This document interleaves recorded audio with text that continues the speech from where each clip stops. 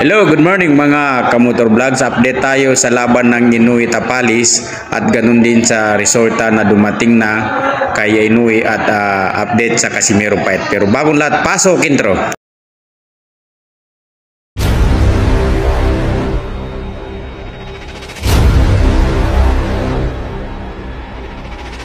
Ladies and gentlemen, please make some noise for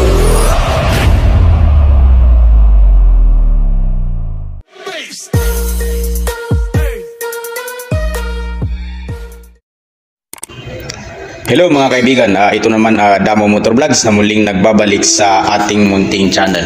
Pero bagong lahat ay kumusta kayo? Ito lumabas na ang resulta ng bada test ni Naoya Inoue na pinasinungalingan niya ang mga napabalita na gumagamit to anuman ini-indiksyon sa kanya dahil sa Nevada ay nag-negative naman siya. Ayon sa yahoo.com ng Japan ay nitong mga araw at linggo ay nakikita nila na maganda talaga ang training na monster ng Japan dahil dumarating yung mga Michiko na ka-sparring niya na ang lalaki. Kaya dito ay pwede natin ipasabi na mag-ingat talaga dito ang ating kababayan dahil hindi talaga nagbibiro ang monster ng Japan dahil ito daw ang hinahangad niya na maging undefeated siya sa dalawang division. At ito daw ay napakalaking balita sa Japan dahil sa kauna-unahan na Asia na lumalaban sa 4 na titulo sa panahon ni Inoue.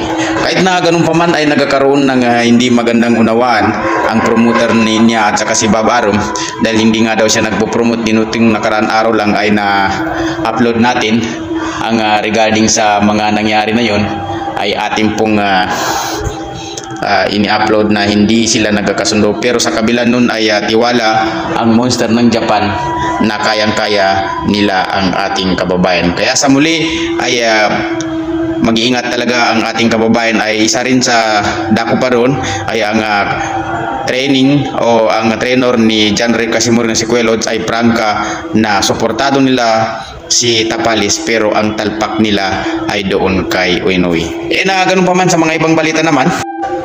Ganun po mga idol, sa ibang balita naman ay tulad na inaasahan ang laban ni Benavides at saka ni Andrade ay sa unang round pa lang hanggang dalawa ay ako ay nagulat din dahil ang ganda ng mga patama ni Andrade kay Michiko Monster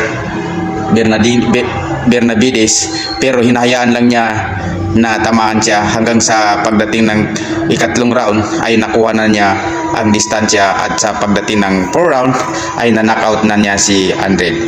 Pagdating sa 6th round ayun nga isinuko na ng trainer niya dahil hindi talaga kinakaya. Kaya sa press conference na halos mangiyak-iyak at gumigilid ang luha niya dahil hindi naman daw siya nabigla pero nagawa nila ang lahat ng kanilang mga plano. Nang ganun pa man ay sinishout out nila ang Michiko na fighters na walang iba kundi si Canelo Alvarez na magpakalalaki daw umarap sa kanya dahil wala na daw siyang matatakbuhan. Number 1 contender na siya. Ganun pa man mga idol, congratulations kay Bernardines na nanalo ng 6th round TKO. Pumunta naman tayo sa mga ibang balita mga idol. Ito pong ang laban ng ating Janrel Casimero na prangkahan sinabi ng kanyang promoter na ginagawa nila yung side niya kung paano siya mapapalaban sa Monster Inoue, pero ang hinihingi lang ng TBP o Treasure Boxing Promotion ay ipakita ng Cuadro Alas ang lakas niya at kung sino siya, dahil alam naman daw ni Masahito na itong si Janrel Casimero ay parang hari. Kung ano ang sinasabi niya sa mga kasama niya, sa follower niya, ay sumusunod. Kaya kailangan dito ay makakuha ng magandang training at saka conditioning para mailabas ang totoong lakas at totoong alas ng Pinas.